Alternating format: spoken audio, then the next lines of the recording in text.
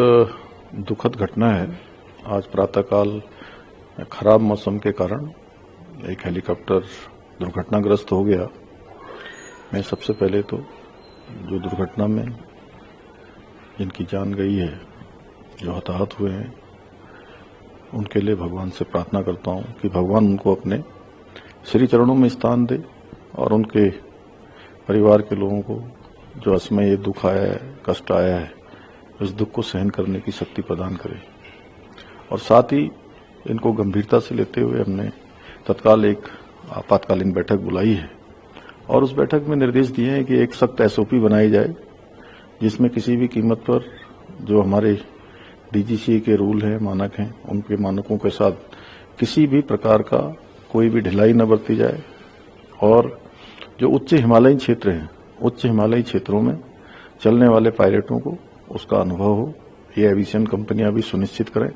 एक control and command centre यहां पर स्थापित किया जाए और जो इस घटना में दोषी हैं, जिनके कारण से घटना हुई है, उनको तत्काल उनके खिलाफ सख्त कार्रवाई की जाए। और आज और कल 2 दिनों तक सभी एविएशन कंपनियां और डीजीसीए और यूकाडा और एआईबी सब मिलकर पहले एक बार पूरे आगे की हेली सेवा के लिए समीक्षा करें, तत्पश्चात ही हेली सेवा को चलाया जाए। आज और कल हेली सेवा नहीं चलेंगी, खराब मौसम भी है और जब तक यात्रियों की सुरक्षा सुनिश्चित नहीं हो जाती है, तब तक ये सेवाएं बंद रहेंगी, क्योंकि हमारे लिए एक भी यात्री की जान सर्वोच्च प्राथमिकता है, उनकी सुरक्षा सर्वोच्च प्राथमिकता है।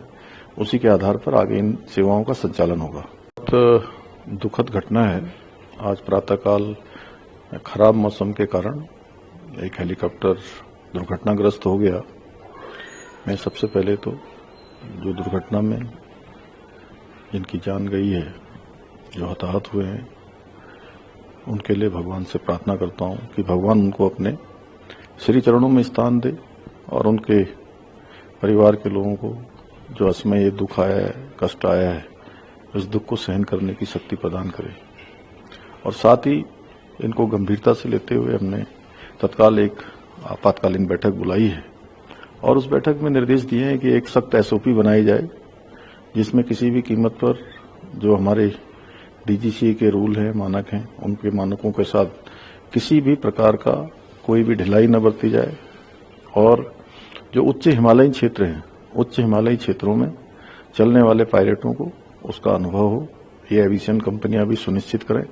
एक कंट्रोल एंड कमांड सेंटर यहां पर स्थापित किया जाए और जो इस घटना में दोषी हैं, जिनके कारण से घटना हुई है, उनको तत्काल उनके खिलाफ सख्त कार्रवाई की जाए। और आज और कल 2 दिनों तक सभी एविएशन कंपनियां और डीजीसीए और यूकाडा और एआईबी सब मिलकर पहले एक बार पूरे आगे की हेली सेवा के लिए समीक्षा करें, तत्पश्चात ही हेली सेवा को चलाया जाए। आज और कल हेली सेवा नहीं चलेंगी, खराब मौसम भी है और जब तक यात्रियों की सुरक्षा सुनिश्चित नहीं हो जाती है, तब तक ये सेवाएं बंद रहेंगी, क्योंकि हमारे लिए एक भी यात्री की जान सर्वोच्च प्राथमिकता है, उनकी सुरक्षा सर्वोच्च प्राथमिकता है।